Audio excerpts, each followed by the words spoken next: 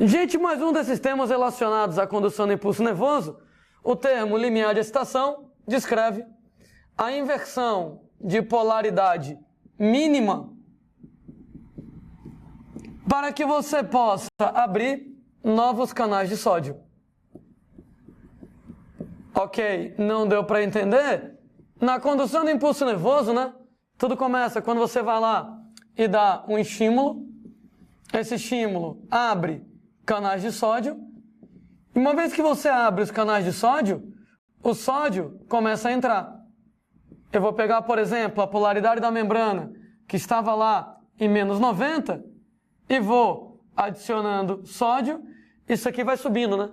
Menos 90, menos 80, menos 70, 0, despolariza. Mais 10, mais 20, mais 30, mais 90, inverte a polaridade. Sendo, né, moçada, que a gente, como eu falei várias vezes, às vezes utiliza o nome despolarização, tanto para ir de menos 90 até 0, como para ir de 0 a mais 90. Ou você pode utilizar despolarização de menos 90 até 0 e inversão de polaridade de 0 até mais 90. Sendo que quando você vai lá e inverte a polaridade, ora, essa inversão de polaridade, ela vai lá e abre novos canais de sódio na sequência. No que ela abre novos canais de sódio, o processo vai se repetindo e com isso nós vamos gerar um impulso nervoso. Tanto é que o canal de sódio é voltagem dependente, né? Tem duas coisas que podem abrir o canal de sódio, ou um estímulo inicial, um beliscão, uma agulhada, ou então a inversão de polaridade pode ir lá abrir os canais de sódio para o impulso nervoso ele ser gerado. Entretanto, não é qualquer inversão de polaridade que pode, moçada, fazer você abrir novos canais de sódio. Eu preciso de uma inversão de polaridade mínima para abrir novos canais de sódio. Detalhe, imagine que essa inversão de polaridade mínima para abrir novos canais de sódio, ela não é atingida. Se ela não é atingida, isso quer dizer que eu não vou abrir novos canais de sódio. Se eu não abrir novos canais de sódio, você não vai gerar um impulso nervoso. Isso quer dizer que essa inversão de polaridade mínima para abrir novos canais de sódio, exatamente para poder propagar um impulso nervoso. Isso quer dizer, gente, que nesse caso, precisa de um valor mínimo de inversão de polaridade para abrir novos canais de sódio para poder disparar um impulso nervoso. Sei lá, estou chutando aqui, suponho que o meu limiar de excitação ele seja de mais 50 milivolts.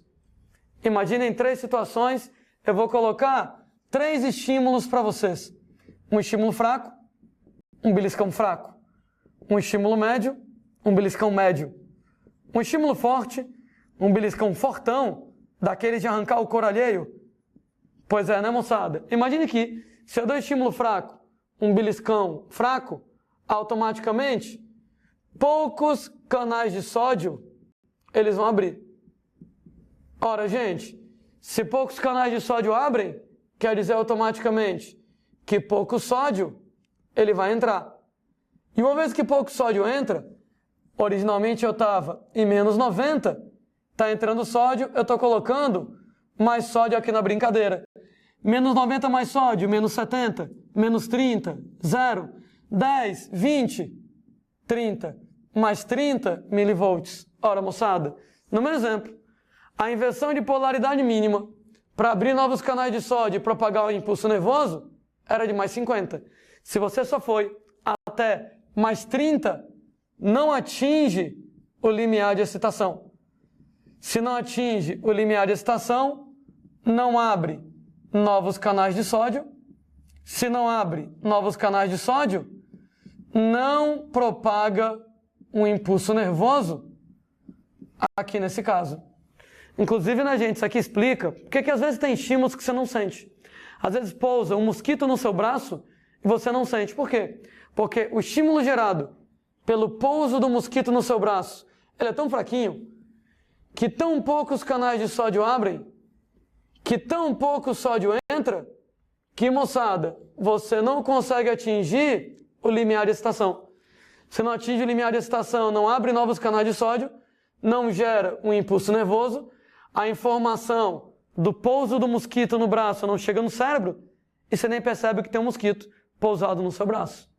Entretanto, se você é submetido a um estímulo médio, isso quer dizer que médio canais de sódio vão abrir, vou escrever desse jeito, tá?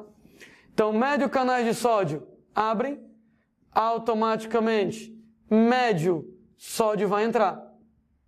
Ora, e nessa brincadeira de médio sódio entrar, a gente vai ter então que de menos 90 já está entrando um bocadinho mais de sódio, então a polaridade vai além, né? Menos 90, menos 70, menos 30, 0. 10, 20, 30, 50. Opa! Gente, foi bem em cima do limiar, né? Que no meu exemplo, o limiar de excitação era de 50 milivolts. Então, nesse caso, você foi precisamente em cima do limiar de excitação. Isso quer dizer que se você atinge o limiar de excitação, automaticamente você abre novos canais de sódio. E se você abre novos canais de sódio, automaticamente você propaga um impulso nervoso. Ou seja, esse estímulo você sente, né? Então, nesse caso lá, um estímulo mediano, médio canais de sódio vão abrir, uma quantidade mediana de sódio entra. Então, você consegue atingir o limiar para abrir novos canais de sódio, o segundo, o terceiro, o quarto, para ir entrando sódio e propagar impulso nervoso. Nesse caso, você vai sentir o estímulo.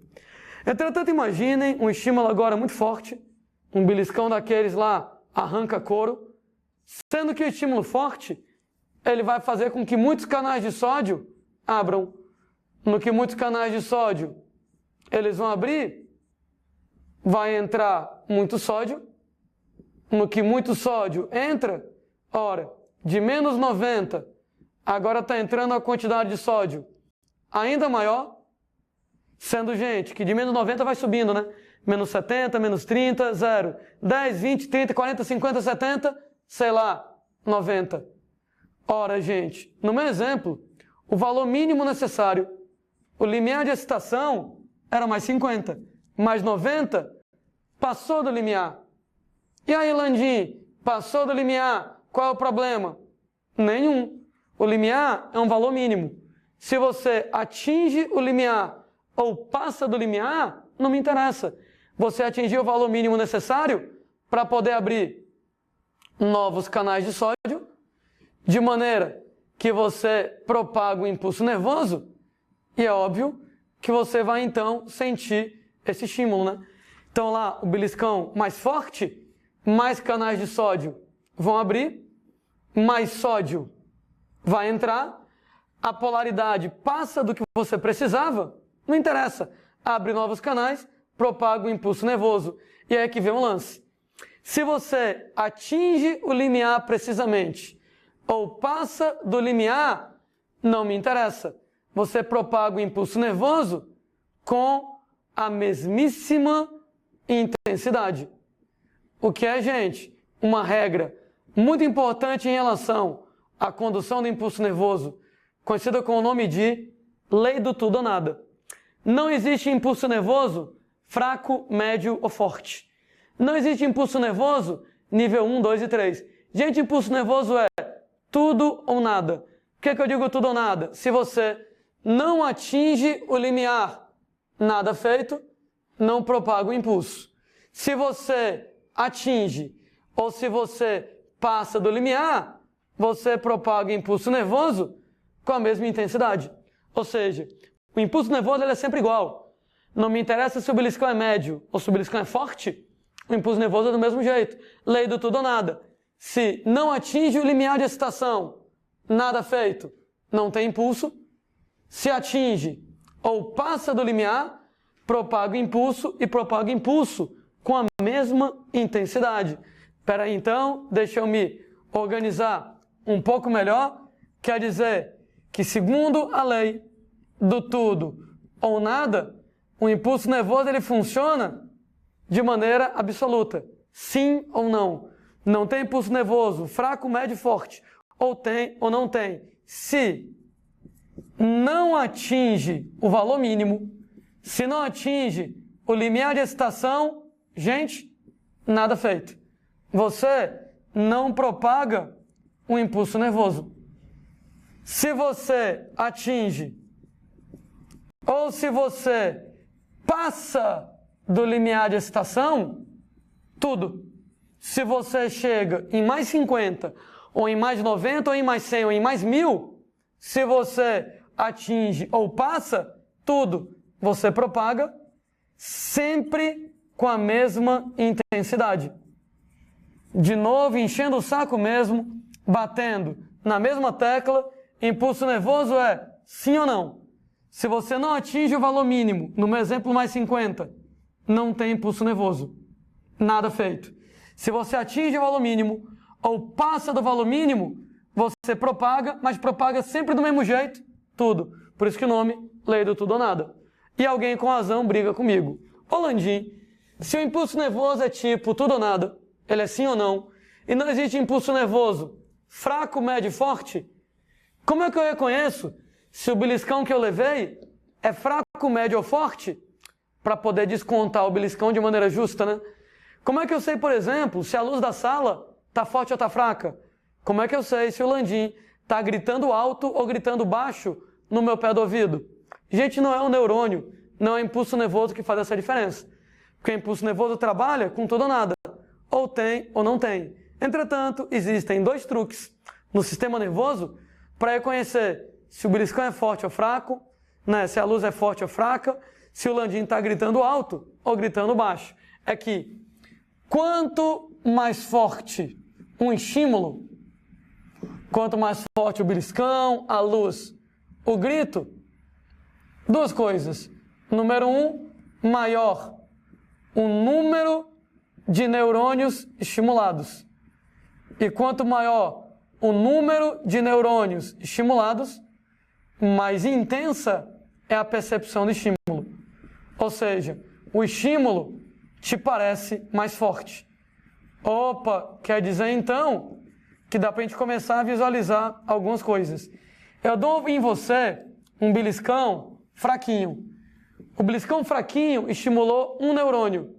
Quando é um neurônio, o cérebro registra beliscão fraco. Eu dei um beliscão forte, estimulou 10 neurônios.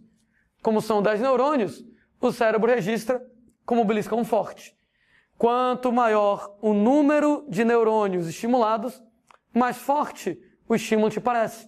Então, aquele beliscão fraquinho estimulou um neurônio. Aquele beliscão forte estimulou 10. Como é que o sistema nervoso sabe o que é forte e o que é fraco? Não é pelo impulso nervoso, porque o impulso nervoso, ele é tudo ou nada. O impulso nervoso tem ou não tem. Número de neurônios estimulados. Quanto mais forte o estímulo, maior o número de neurônios estimulados, mais intensa a percepção do estímulo. Então, o beliscão fraco estimulou um neurônio, o médio estimulou 10, o arranca-couro estimulou 100 neurônios. Né? E o cérebro vê, quanto mais neurônios forem estimulados, mais forte aquilo te parece. Chamamos esse fenômeno de somação espacial. Porque o nome Landim, somação, de soma mesmo, porque eu vou somando os neurônios. Quanto mais neurônios eu tenho, somação dos neurônios, mais intensa é a percepção do estímulo. Notem que só dá para distinguir o beliscão fraco do forte quando eu tenho vários neurônios, né? Porque quanto mais neurônios, mais forte o estímulo parece. Landim, se eu só tivesse um neurônio, ainda assim daria para perceber um beliscão fraco ou forte? Sim, mesmo se você só tivesse um neurônio, porque tem outro truque. Quanto mais forte o estímulo, mais vezes o impulso nervoso é propagado no mesmo neurônio. Quanto mais vezes o impulso nervoso é propagado no mesmo neurônio, gente, mais forte o estímulo te parece. Ou seja, quando eu dou um beliscão fraco em você, ele gera um impulso nervoso no neurônio. Quando eu dou um beliscão forte, o mesmo beliscão gera 10 impulsos nervosos. O beliscão é tão forte que gera um, começa e termina.